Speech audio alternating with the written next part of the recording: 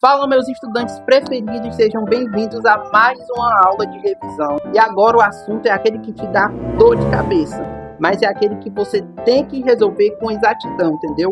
Porque na matemática não existe um mais ou menos, o resultado é exato. Então, irmão, você precisa aprender que as coisas não são do seu jeito, não são do seu tempo. E para isso você precisa de um conselho, uma direção de quem?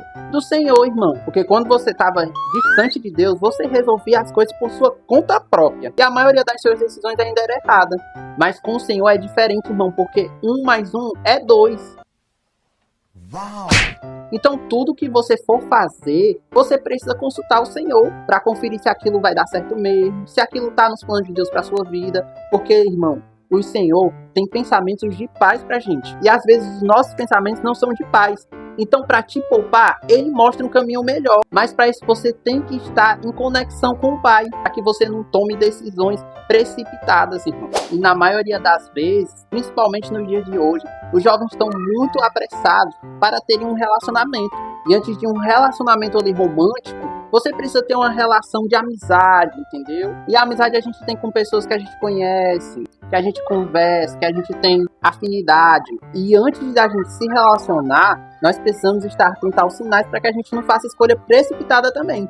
É verdade. Mas aqui eu vou te dar alguns passos para facilitar quando você estiver buscando pelo seu varão ou pela sua varoa.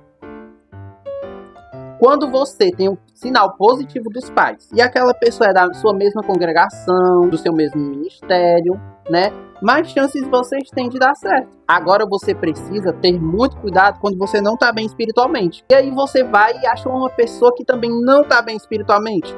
As chances de vocês darem errado são maiores. E tem outra, gente, quando nós não estamos bem espiritualmente, nós temos que se juntar com pessoas que estão bem espiritualmente, para que a gente fortaleça a nossa fé.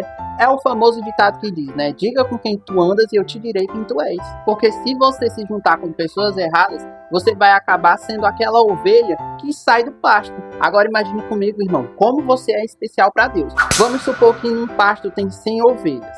Daí você foge e fica 99. Ainda é um número alto para se perceber que uma ovelha fugiu. Mas o Senhor, irmão, ele consegue identificar, porque ele conhece cada filho seu. Mas você precisa ter cuidado, porque quando uma ovelha se perde e vai para longe das outras que estão no pasto, ela fica desprotegida. E aí pode vir um lobo e acabar com essa ovelha. Mas quando você volta e se torna parte do pasto, você é bem cuidado, irmão. Então o conselho que o titio vai te dar hoje: fique dentro do pasto, porque dentro do pasto você pode desfrutar das coisas maravilhosas que Deus tem. Irmão, e Deus pode fazer grandes coisas. Então vamos supor aqui que você fugiu do pasto, um lobo te pegou, você acabou ficando ferida. E aí você ferida, você ia ter que recorrer a um responsável para cuidar do seu ferimento. Irmão, nas mãos do Senhor, você pode ser curado assim, ó.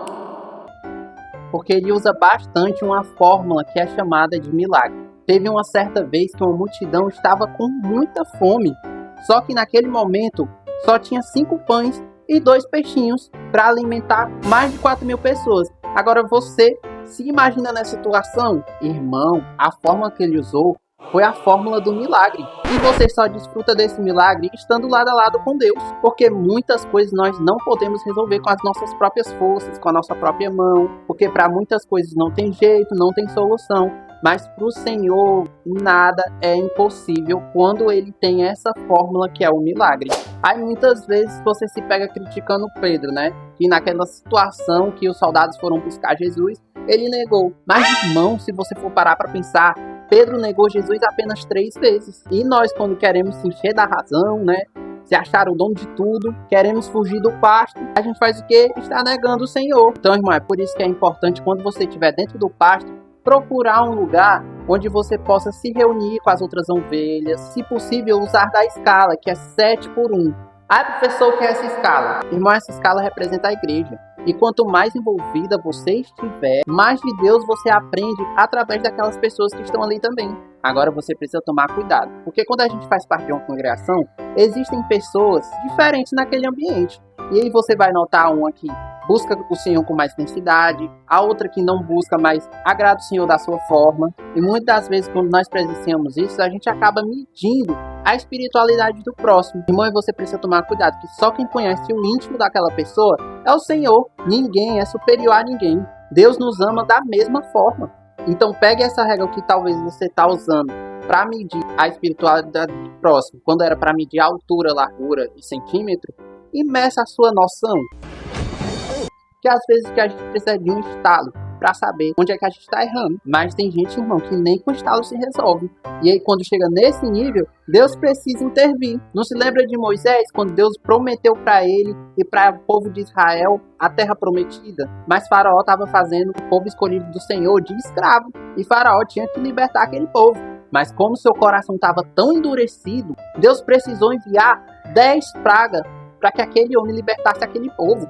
Irmão, agora eu te pergunto, quantas pragas o Senhor precisa enviar na tua vida para que tu volte, se torne ao caminho? Irmão, não precisa de praga nenhuma para você se tornar ao caminho do Senhor. Deixe o Espírito Santo para dar no seu coração. Porque é tão bom quando a gente não precisa de praga nenhuma e nós vamos para a presença de Deus com amor.